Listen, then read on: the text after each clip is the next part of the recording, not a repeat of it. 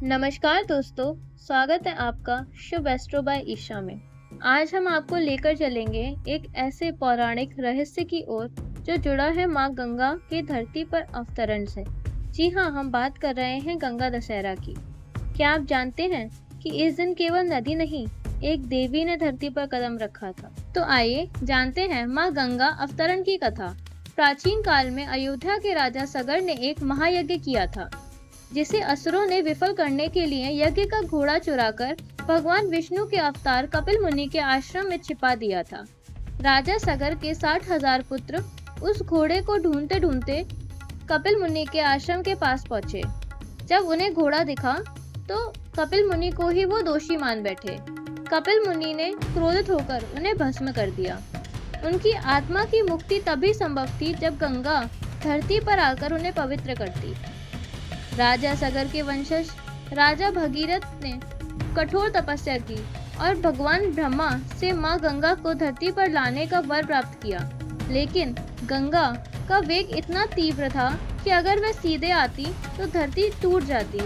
इसीलिए भगवान शिव ने अपनी जटाओं में गंगा को समाहित कर लिया और धीरे धीरे उसे धरती पर उतारा। यह दिन था ज्येष्ठ शुक्ल दशमी, जिसे आज हम गंगा दशहरा के रूप में मनाते हैं। माँ गंगा की महिमा के बारे में जानते हैं तो माँ गंगा केवल एक नदी नहीं है, बल्कि देवियों में श्रेष्ठ हैं। उनके जल में इतना तेज है कि यह पापों को भी धो देता है। आज भी गंगा जल को अमृत के समान पवित्र माना जाता है। चाहे पूजा हो, मरण संस्कार हो या कोई शुभ काम, गंगा को त्रिलोक पतित पावनी कहा गया है।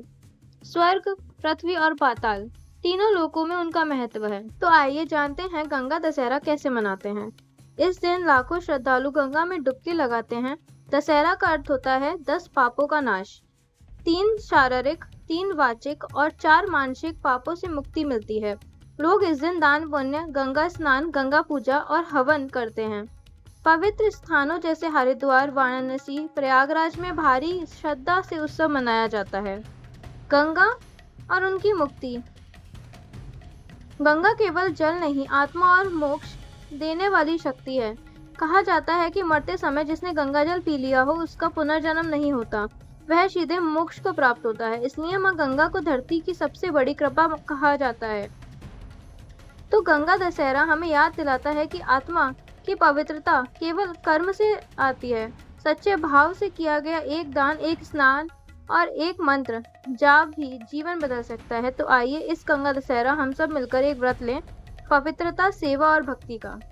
अगर आपको ये पौराणिक कथा और इसका महत्व अच्छा लगा हो तो इस वीडियो को लाइक करें और दोस्तों के साथ शेयर करें। और ऐसे ही आध्यात्मिक और ज्योतिष विषयों के लिए the Shubh astro by Isha को सब्सक्राइब करें।